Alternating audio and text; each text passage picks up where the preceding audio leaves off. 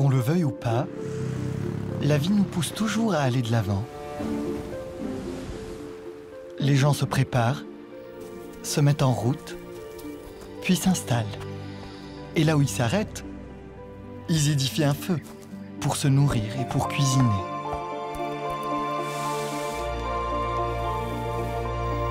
Depuis les premières migrations des hommes sur Terre, jusqu'à l'échange des aliments et leur transport, depuis la naissance des techniques de cuisson, jusqu'à l'évolution de la destinée humaine, ce dialogue entre les êtres humains et la nourriture n'a jamais cessé.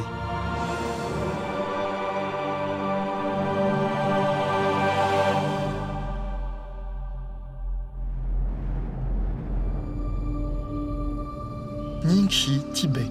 Le vent humide et tiède de la mousson venant de l'océan Indien favorise la croissance des plantations en abondance. Comme chaque année, c'est la saison de la moisson qui commence pour Baimazandui. Elle est si petite. La racine de Gastrodia et les champignons nommés reishi sont considérés comme étant d'importantes sources de revenus. Cela n'empêche pas le fait que dans un mois, elles auraient complètement disparu. C'est encore cassé.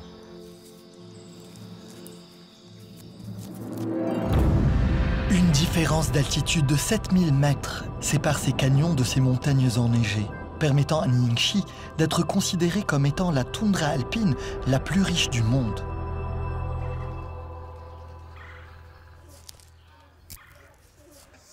Oh! Baima devra travailler dur afin de gagner rapidement assez d'argent, lui permettant de payer les frais de scolarité universitaire de son jeune frère, qui vient de terminer ses études secondaires. Mais avant cela, il a préparé un cadeau spécial pour son frère cadet. Ici, nous retrouvons 80% des forêts du Tibet.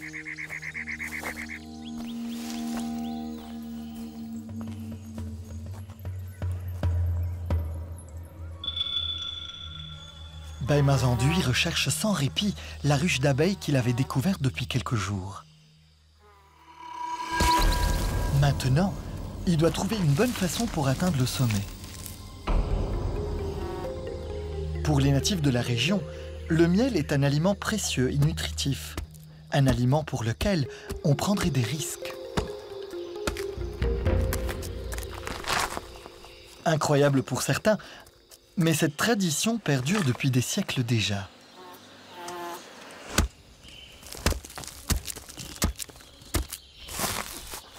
Baima s'attache à la branche d'une vigne qu'il a choisie.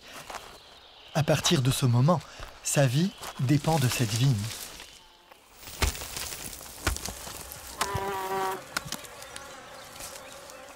Il s'approche petit à petit de son but. 1 heure plus tard, Baima monte de plus en plus haut.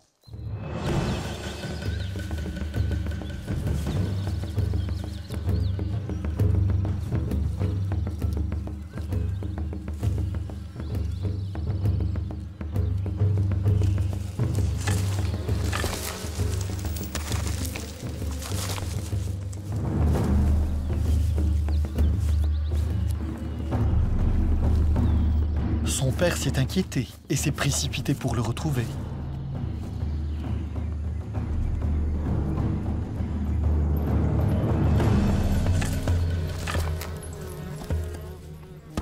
Baimazandui n'ose plus grimper des 2 mains sur l'arbre et va de plus en plus lentement.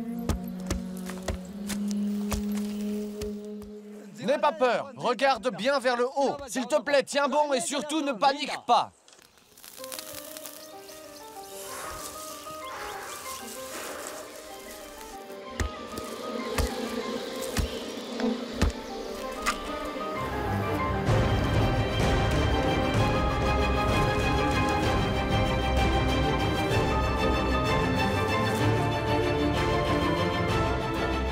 Trois heures plus tard, Baima s'approche de la cime de l'arbre.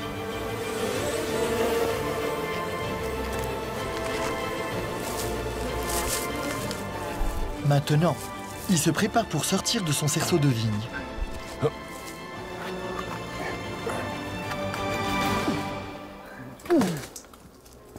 On est obligé de grimper sur l'arbre sans aucune mesure de sécurité pour avoir ce miel et pour qu'on puisse vivre.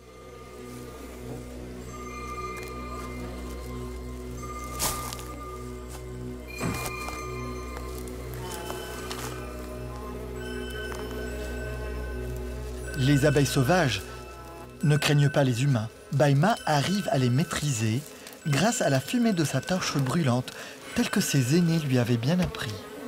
Il suffit maintenant d'une fente dans la cachette des abeilles afin d'obtenir le miel le plus doux.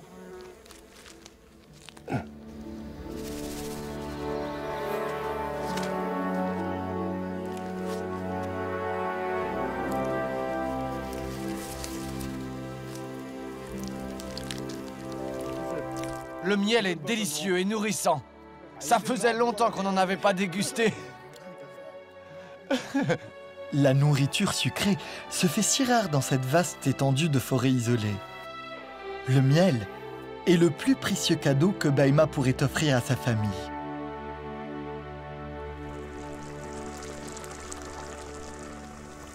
La douceur du sucre est l'expérience gustative la plus simple chez l'homme en matière de délices. À 80%, le miel est constitué de fructose et de glucose. Le miel est naturellement absorbé par le corps humain pendant la digestion. Dans une cuisine chinoise, que vous prépariez du salé ou du sucré, le miel est difficilement remplacé par un autre genre de sucre. Pour un jeune Tibétain, obtenir du miel veut dire grimper aussi haut qu'une dizaine d'étages. Pour d'autres, il s'agit de s'aventurer dans des terrains de dizaines de milliers de kilomètres. Les brassicas viennent tout juste d'éclore. Tangangshu se prépare pour quitter. Allons-y! Le vieux Tan est un apiculteur. Pour plus de 20 années, il a pu élever ses enfants grâce à ce travail. Chaque année, pendant le festival de Qingming, le vieux Tan et son épouse organisent un voyage à la recherche de floraison. En une journée seulement, il construit une ruche à Qinling, à 500 km de distance.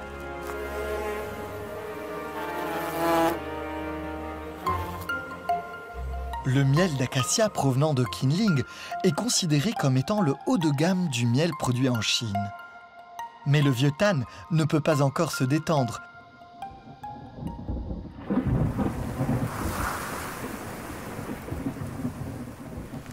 Vers les mi-avril, le temps change si brusquement.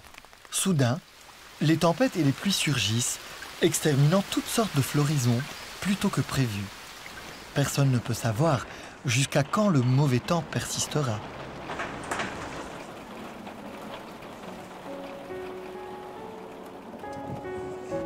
Le chemin est noir et obscur. Il y a 20 ans déjà, le vieux Tan avait promis à son épouse qu'il l'emmènerait dans une belle aventure.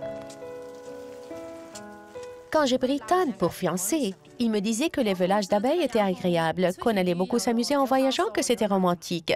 Puis je me suis mariée avec lui et ce n'est pas si simple que ça. Nous demeurons souvent dans la prairie sauvage et nous passons par des périodes vraiment difficiles.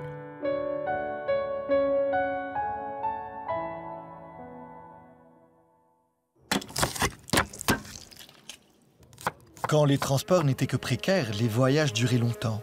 Les voyageurs emmenaient avec eux des aliments qui se conservaient longuement. On les appelait les conserves du chemin. Les conserves du chemin n'étaient pas que rassasiants, mais ils procuraient également un certain goût familier du foyer. Ce voyage apparemment solitaire se trouve animé par la belle présence des femmes de Sichuan.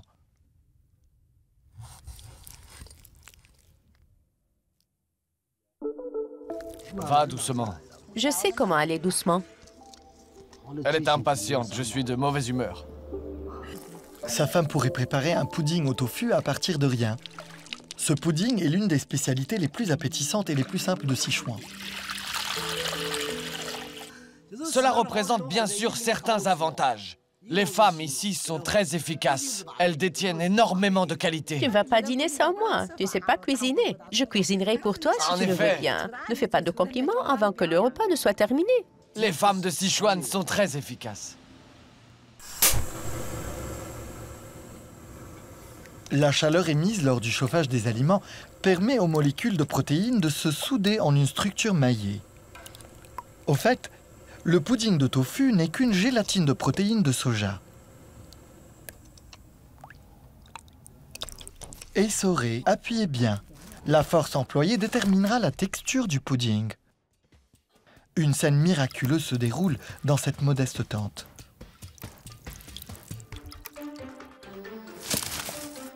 Il est temps de mettre les condiments. La coriandre savoureuse, la menthe rafraîchissante, les croustillantes graines d'arachide frites et des cornichons aigres doux refroidis. Ceci est plus que suffisant pour évincer la fatigue du voyage.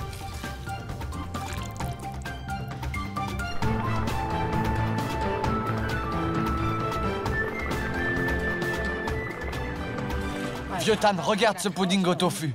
Il est identique à celui de la maison. Son jus est clair et brillant. Un succès. Le pudding au tofu d'aujourd'hui est magnifique.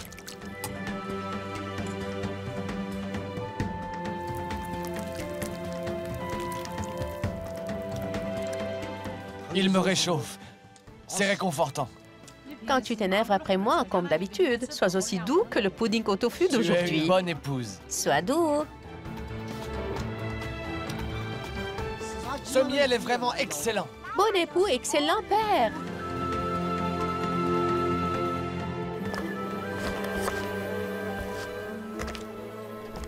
Un bon repas, un repas aussi riche, n'est que signe du début d'un long voyage. Plus que 10 tonnes de possessions familiales devraient être transportées dans la voiture 2 heures avant la tombée de la nuit. À cause de la nature de leur travail, les apiculteurs, chaque année, restent loin de leur gîte jusqu'à 11 mois durant. C'est grâce à cette vie sur la route que les parents ont su procurer à leurs 2 enfants, toujours à l'école, une vie bien stable.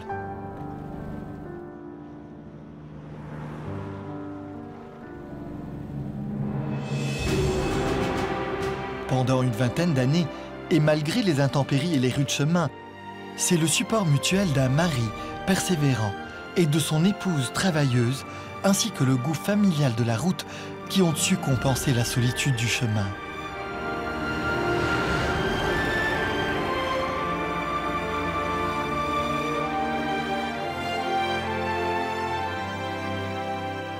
Le vieux Tan, apiculteur, et sa femme se déplacent avec leurs abeilles.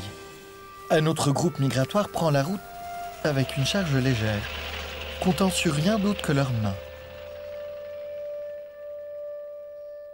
Dans le nord des montagnes de Kinling, le blé est prêt pour la récolte. L'utilisation intense de la moisson mécanique ne gêne en aucune façon la concurrence. Exploitants de blé et anciens exploitants professionnels en Chine suivent le rythme propre de la maturation du blé et défient manuellement la moisson mécanique.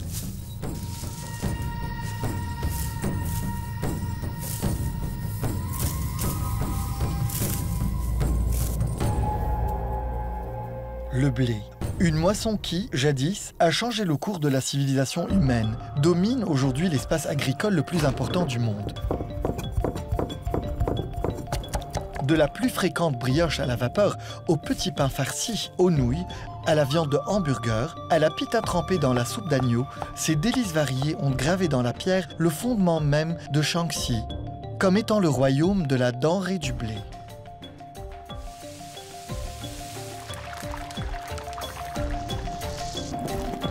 Et pourtant, il nous faut attendre la saison de moisson pour pouvoir déguster la saveur la plus originale du blé. Le blé est riche en hydrates de carbone et en protéines. Le blé récemment récolté est le plus doux. Je ne peux t'amadouer, toi qui travailles dur. C'est bon, Je c'est ne peux bon. te moquer. Travaille dur et prends ton gain. Voilà ton argent, gain réalisé. J'ai durement travaillé, c'est bien mérité, Oui, merci. oui, Merci. D'habitude, les gens de Shaanxi confectionnent la pâte dans une forme large de 3 cm. La largeur, le temps adéquat et la bonne température font ressortir la masticabilité du gluten dans le blé nouvellement moissonné, ainsi que son goût si frais, si doux. Vieille mamie connaît mieux que quiconque le secret de la fabrication des noodles. Une boîte à vent et beaucoup de bois à brûler. Un bon feu pour les meilleures nouilles.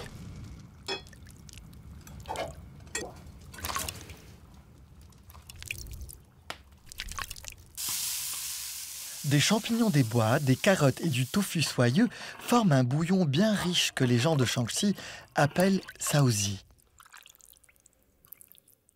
L'huile de piment fortement colorée reste l'acolyte le plus fidèle des nouilles.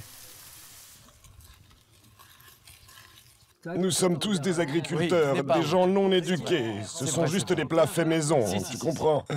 Se comporter avec les moissonneurs de blé avec courtoisie relève de la tradition. Un taux important d'hydrate de carbone maintient le taux nécessaire de glycogène dont le corps a besoin après un travail physique ardu. Aujourd'hui, il n'y a pas d'avantage dans la moisson manuelle du blé. Les terres agricoles sont très étroites. 10 heures de travail par jour, chaque personne moissonnant environ une acre du terrain pour gagner environ 200 yuan par jour. La machine de moisson la plus chère coûte 100 yuan seulement. Qui alors paierait 200? La machine de moisson travaille mécaniquement. Il suffit d'y ajouter de l'essence pour qu'elle commence à marcher. Nous faisons la moisson une poignée à la fois. Le prix est ridicule. Il n'y a pas de place sur le marché pour un pareil prix, vois-tu?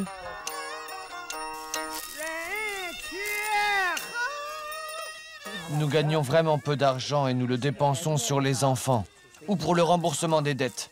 Nous gagnons de l'argent, achetons quelques objets, nous mangeons, nous buvons et avec ça, nous sommes heureux.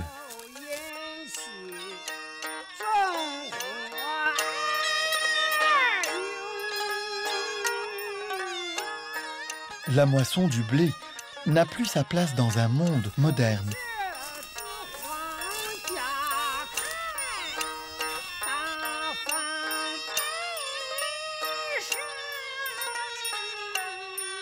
Un monde qui urge pour l'efficacité et le bon rendement. Ma Wangkon et ses collègues moissonneurs semblent être les derniers dans leur profession en Chine. De nos jours, les métiers traditionnels et légendaires sont en train d'être évincés petit à petit par les machines.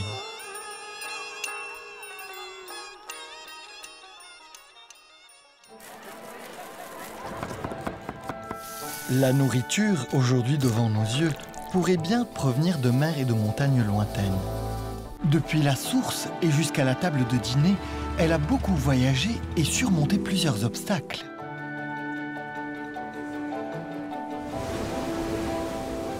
L'océan, le dernier terrain de chasse de l'homme. Quelques scientifiques prédisent que dans 50 ans, tous les poissons dans les mers auront péri. Yang Shilu, pêcheur à Zhejiang, affirme que nous ne pourrons plus compter sur l'alimentation maritime que pour une seule décennie encore. Après 3 mois d'interdiction de pêche, l'Est de la Chine acclame son premier jour de pêche. Ce petit bateau est appelé le bateau du couple. Chaque 4 heures, il fait 60 nœuds et permet aux pêcheurs de prendre pied. Le couple jette leur premier filet de pêche.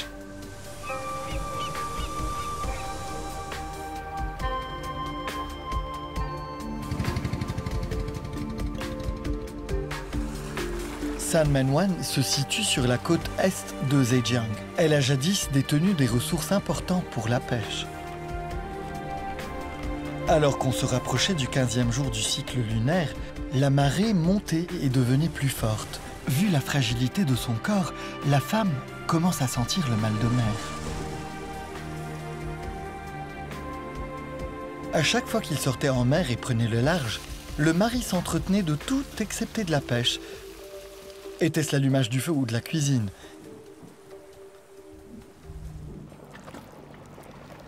Ils avaient ainsi convenu depuis 20 ans.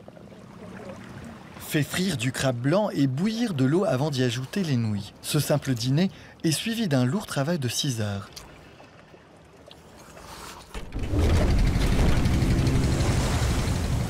C'est la première coulée du filet après le moratorium, un fait crucial. L'argent du travail de la mer est difficilement gagné. Profiter de la mer nécessite un travail de dur labeur.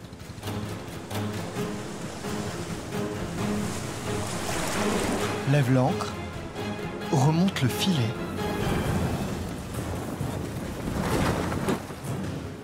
Le filet de pêche est resté dans l'eau pendant très longtemps.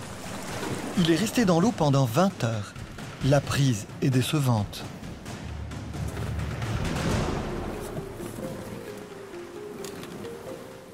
Ils attrapent finalement un pomfret qui se libère aussitôt. Après 6 heures de pêche, toujours pas de poisson. Heureusement, la mer recèle d'autres trésors. L'océan, une fois encore, brille de générosité.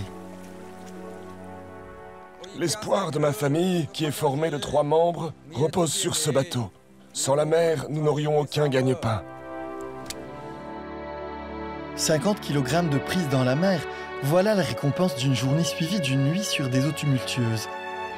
Dans 10 heures, ces crabes seront servis dans les restaurants de la ville.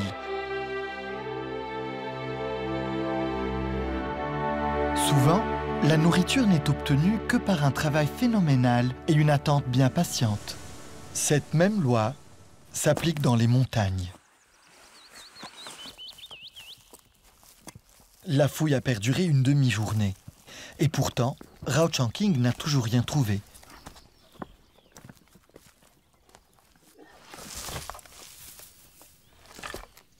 La saison est enfin là. La faille profonde sous pied et l'humidité accumulée à 2400 mètres d'altitude sont d'importants catalyseurs pour provoquer la présence de précieux aliments. Les petits champignons shiitake. Un champignon se développe sur les arbres séchés. C'est aussi le roi de tous les champignons. Aujourd'hui, les champignons peuvent être reproduits artificiellement avec une bonne qualité. Malgré cela, le vieil homme sait parfaitement bien que ces champignons-là ne sont pas classés meilleurs pour leur goût. Les champignons sauvages peuvent paraître mauvais de par leur couleur et leur apparence, mais ils sont nutritifs, délicieux et parfumés. Dans un environnement froid, les champignons poussent d'une façon extrêmement lente. Et pourtant, la chair est épaisse. La distincte différence de température entre le jour et la nuit provoque des déchirures sur le chapeau du champignon. La poussée des petits shiitake résulte d'une série de coïncidences naturelles. Les shiitake frais sont à 90% formés d'eau. Quant à la manière de les sécher, il existe des moyens secrets. La chambre à charbon contient des champignons artificiellement reproduits. En effet, les champignons frais ont un arôme plus doux que ceux qui sont séchés. Le secret réside dans la procédure de déshydratation, qui conduit directement à de grandes quantités de sel de ganosine et donc à un puissant arôme. Ainsi, c'est seulement après séchage que ce champignon devient vraiment odorant. Quant au séchage des champignons sauvages shiitake, le vieil homme a pour préférence la plus naturelle des techniques.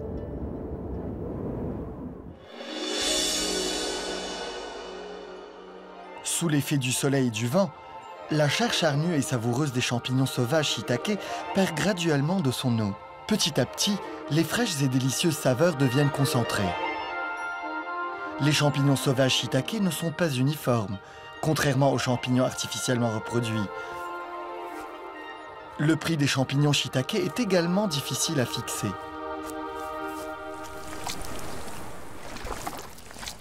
Que les travailleurs comptent sur les montagnes ou sur la mer, ils ont tous leur propre et unique goût familial.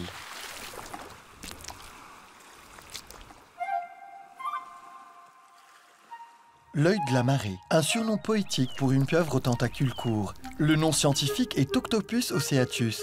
Cet animal sort la nuit durant la marée haute et reste caché durant la marée basse. Yang Shilu est expert quant à la trouvaille de cet animal.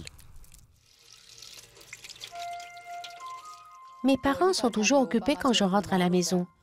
Nous irons ensuite au bord de la mer, attraper quelques poissons, quelques pieuvres pour amener à la maison.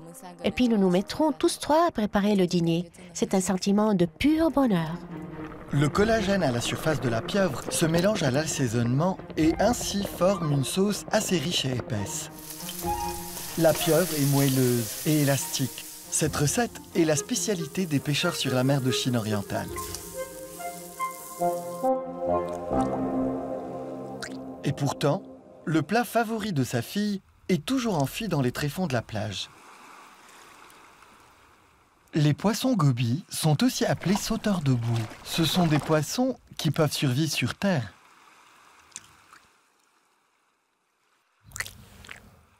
N'espérez point pouvoir en attraper, sauf si vous auriez en tête de passer 5 ans à vous entraîner à pêcher.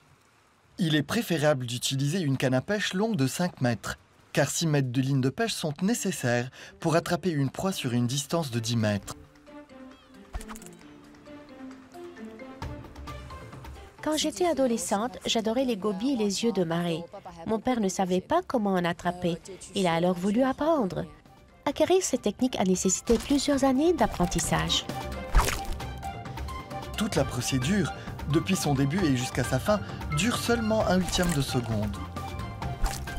Seule une caméra à haute vitesse est capable de capter et faire visionner clairement la procédure en entier.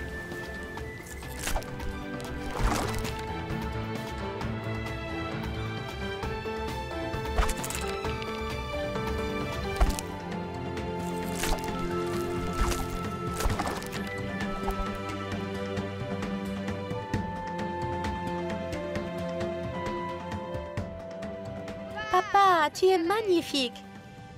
Les pères sont vraiment capables de tout.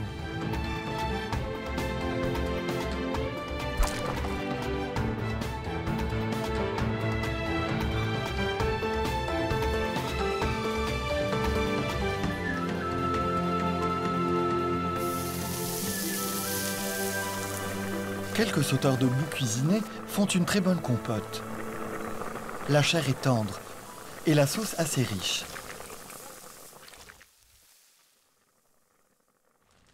Faites fumer et griller d'une façon répétitive sur un feu de paille jusqu'à ce que l'huile de poisson se dégage. Laissez le tout cuisiner et laissez-le sécher au vent. Voilà pour vous le meilleur des assaisonnements. Il pourrait aussi bien accompagner d'autres plats de fruits de mer.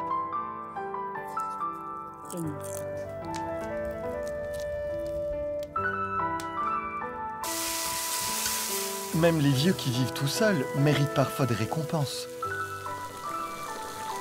Ce breuvage est l'un des plus précieux, des plus délicieux, malgré le fait qu'il n'apparaisse très ordinaire. Le bonheur ressenti après une dure journée de labeur a toujours été ainsi.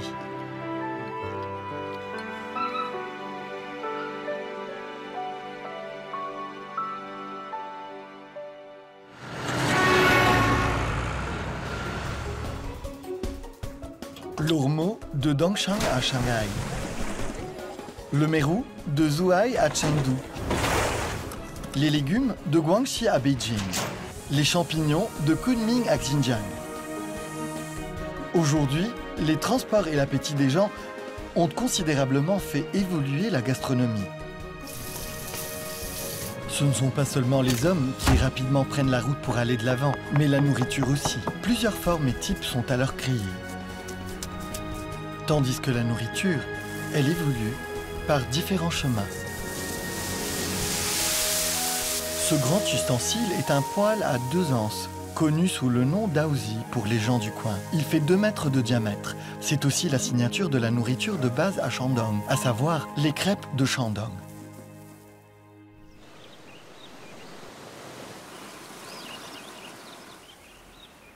En plein dans la chaleur de l'été, la pluie est abondante. C'est la saison la plus humide pour Yimengshan.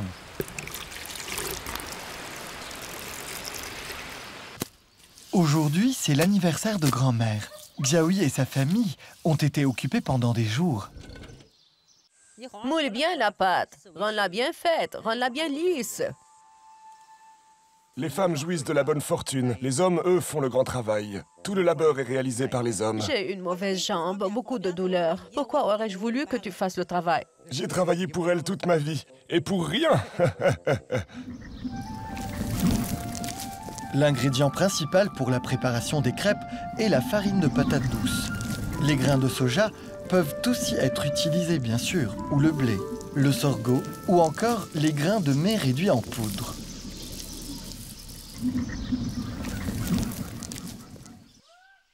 Kunchongu est au fin fond de Mengshan, là où les anciennes traditions se sont entêtées à persister.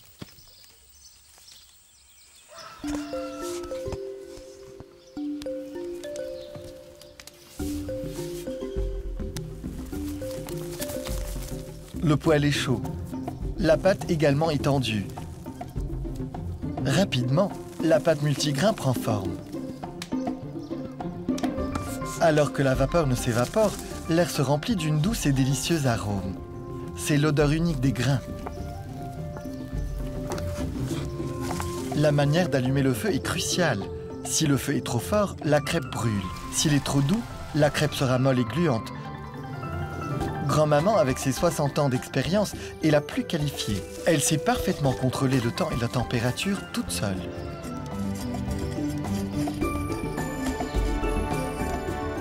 Les crêpes fraîchement préparées sont croustillantes et aromatiques. Il faut qu'elles refroidissent complètement pour qu'elles deviennent douces et moelleuses de nouveau.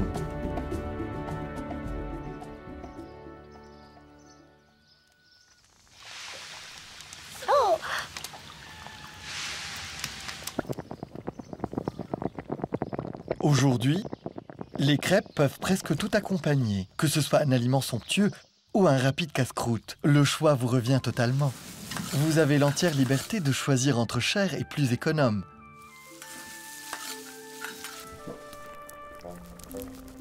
Pour un habitué de Shandong, les oignons verts tout frais restent la meilleure nourriture à déguster dans une crêpe.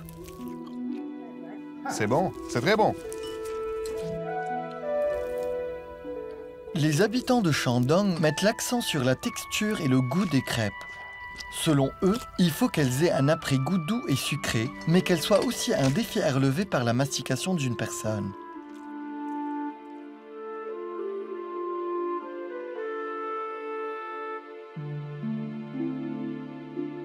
L'évolution des crêpes a été encore plus intéressante. 1700 km vers le sud de la ville, les rouleaux de printemps se préparent à Chaozhou. Battre, pétrir, étendre, le tout très rapidement. Les haricots verts d'un côté avec des bouts d'oignons verts, des crevettes desséchées et de la sauce de poisson. Une fois frits, les rouleaux du printemps sont dorés et bien croustillants. Quant à la garniture, elle demeure douce et gluante. Encore 1600 km vers l'ouest, les filles de Guyane préfèrent les rouleaux farcis aux légumes hachés. C'est une pâte cuite, plutôt petite, mais qui, malgré sa taille, peut contenir jusqu'à 20 genres de légumes et 4 cuillères d'eau. Que ce soit par sa forme ou sa garniture, que ce soit aussi par son essence, le rouleau de printemps se présente sous d'innombrables variétés.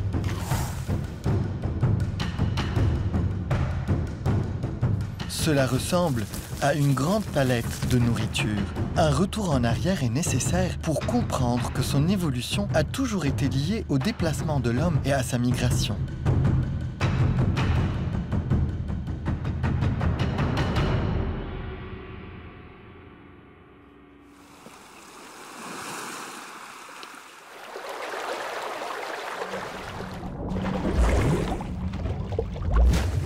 Dans une rivière dans le plateau de Yunnan à Guizhou, tous, enfants de 10 ans et vieillards de 70 ans, travaillent et œuvrent à ce que chaque pierre dans le lit de la rivière soit retournée d'une façon méticuleuse.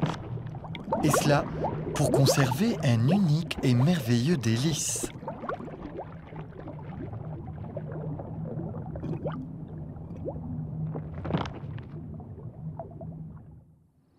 Dans le village le plus éloigné du côté sud-ouest de Guizhou, Li Jianying, une fille Hmong, attend impatiemment son moment de gloire et de bonheur.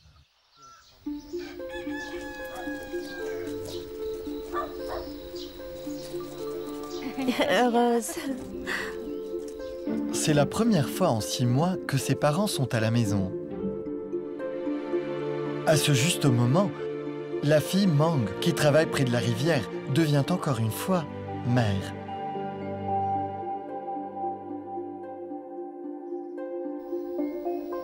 Les fleurs de riz sont en train d'éclore. Il y a point d'heure pour se reposer. Yu Gaoli prépare du poisson conservé pour sa famille.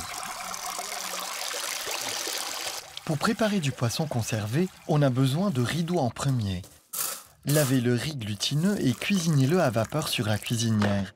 Ajoutez de la levure de vin pour la fermentation.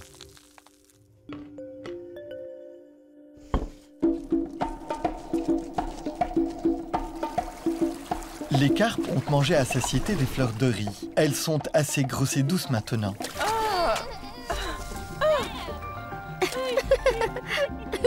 Plutôt que de chasser pour se nourrir, les parents et les enfants passent ensemble leur temps dehors pour se rapprocher les uns des autres.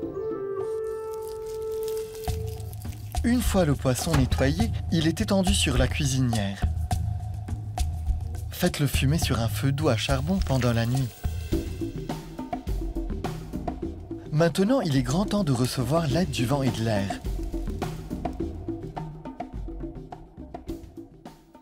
Le riz glutineux est plein de mycélium. Le champignon produit beaucoup d'enzymes et hydrolyse l'amidon en sucre.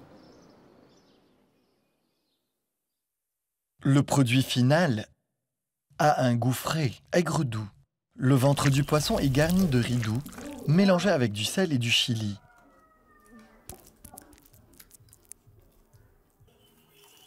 Les carpes à fleur de riz peuvent être dégustées directement ou encore après avoir été frites.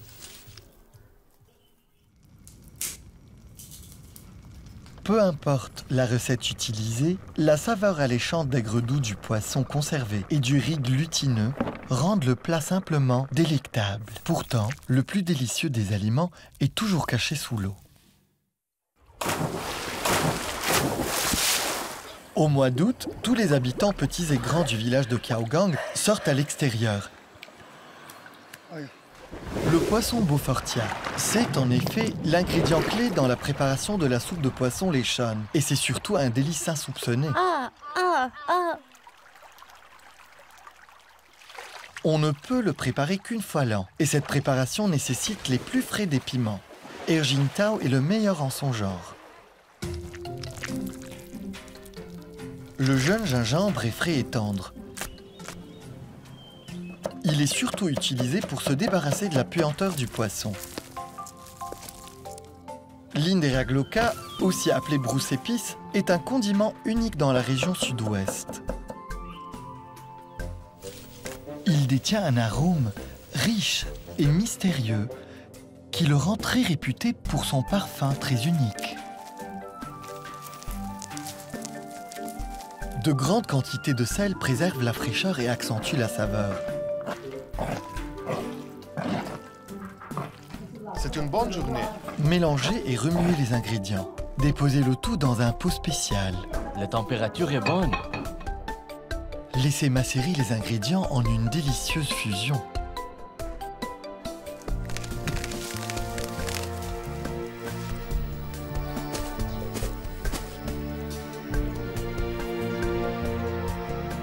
Yu Gaoli et son mari travaillent dans une usine de vêtements à Guangdong. En ce moment précis, ils sont à la maison parce que les terrains de maïs de 8 acres, possédés par la famille, sont prêts pour la moisson. Ils forment à eux deux la force laborieuse de la famille, mais ils ont aussi d'autres tâches triviales comme les bricolages de la maison. Ainsi, le couple n'a qu'un demi-mois à passer avec sa famille.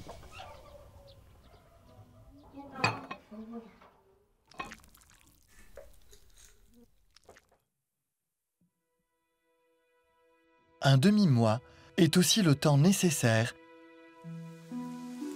à la préparation de la sauce du poisson Lechon.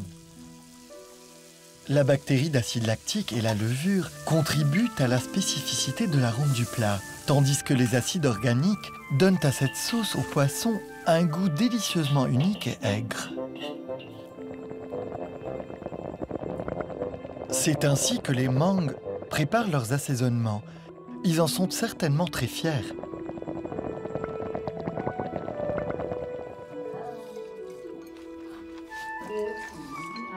Une cuillerée de cette sauce pourrait préparer le plus alléchant des plats. C'est la réunion la plus délicieuse de l'année. C'est sûrement un dîner où se mélangent beaucoup de sentiments. Je suis si heureuse que maman et papa soient de retour. Mais je sais qu'ils devront bientôt s'en aller. Je ne pourrai pas sûrement les garder ici. 61 millions d'enfants grandissent seuls dans des villages agricoles en Chine, sans parents à leur côté.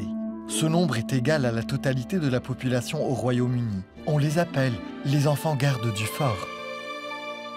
Li Jianing et son grand frère ont confectionné un petit pot de sauce de poisson pour leurs parents.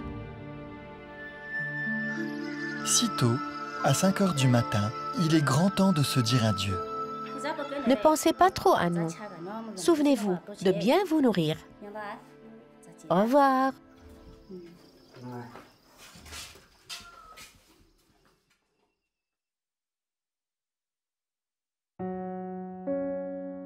Un pot qui détient la saveur de la maison est transporté jusqu'à Zangshan, à Guangdong, 1000 km plus loin. Peut-être qu'un jour, il apparaîtra quelque part d'autre, sous une nouvelle forme. C'est ainsi que la nourriture a migré durant des siècles. Elle a ainsi évolué en suivant la trace des pas des hommes. Qu'importe si nous allons loin, la saveur de la maison s'entête à demeurer ancrée dans l'esprit des gens. C'est un GPS gustatif, d'un côté enfermé dans un endroit lointain, étranger, lointain de milliers de kilomètres, mais de l'autre à jamais ancré dans les plus profonds souvenirs des gens de leur ville natale. Nous sommes réunis aujourd'hui pour célébrer le retour de notre ami... Après avoir été absent à l'étranger durant 40 ans, le Chinois Chen Shikun retourne dans son pays natal. Un grand et solennel rituel acclame son retour parmi ses pairs, dans son clan. Ici, un banquet pour les villageois et les voisins est appelé Baijuo. C'est uniquement par des banquets pareils que les affaires importantes sont rendues officielles. Pour fêter le retour de quelqu'un, autour d'un banquet, les liaisons et relations rompues pendant des décennies sont renouées et tout redevient comme avant en un seul instant. Pour les décennies passées, Chen Shikun a travaillé dans une ferme des États-Unis. Aujourd'hui, il a décidé de revenir pour s'établir dans son pays natal, non seulement attiré par les liens familiaux, mais aussi par les saveurs et goûts familiaux. À Quanzhou, à Fujian, à Taïwan, et même parmi les Chinois dans le sud-est de l'Asie, on les appelle saveurs traditionnelles.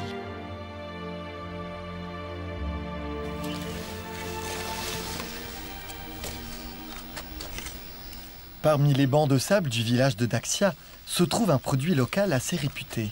Il paraît bien ordinaire, mais il est surtout entièrement exporté vers l'étranger. Le radis de sable contient environ 90% d'eau. Il est moite, tendre et doux, sans nulle autre texture fibreuse.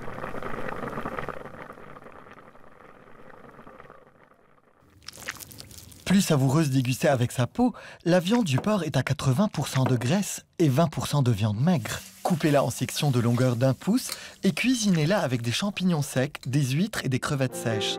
De la viande charnue et juteuse, du radis doux et frais, des grains de riz bien dodus. Ceci est le rouleau de riz au radis de Quanzhou. Un plat duquel les habitants de Quanzhou sont bien dépendants. Je te jure. Une demi-vie de voyage ne peut donner que de la prospérité à une grande et nombreuse descendance. Et une vie menée à tracer des pas de son début jusqu'à sa fin ne peut se terminer qu'à la maison. Cela a été la croyance de la Chine pour un millénium. Une simple mais si puissante croyance.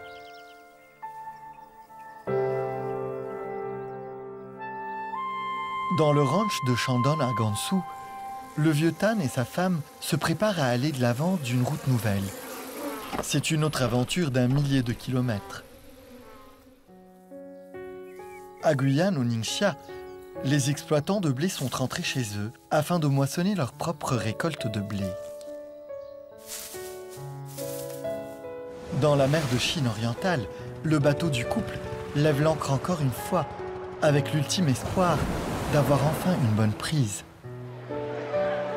Voilà ce que sont les changements actuels, monumentaux de la Chine. Les gens et la nourriture sont en perpétuel mouvement.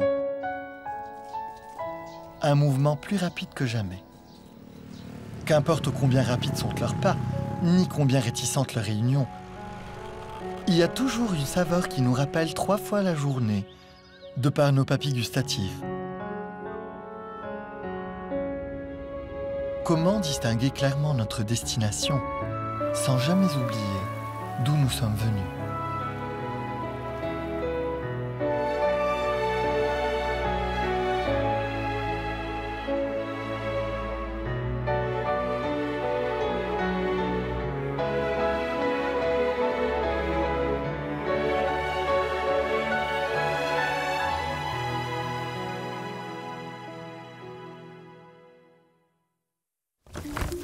La cuisine chinoise est unique et mystérieuse. L'art de cuisiner est préservé grâce à l'apprentissage, à l'oralité et à la compréhension. Chaque instant délicieux est créé avec amour et relégué de génération en génération. Héritage du cœur nous montrera comment les saveurs quotidiennes chinoises sont transmises avec amour de génération en génération.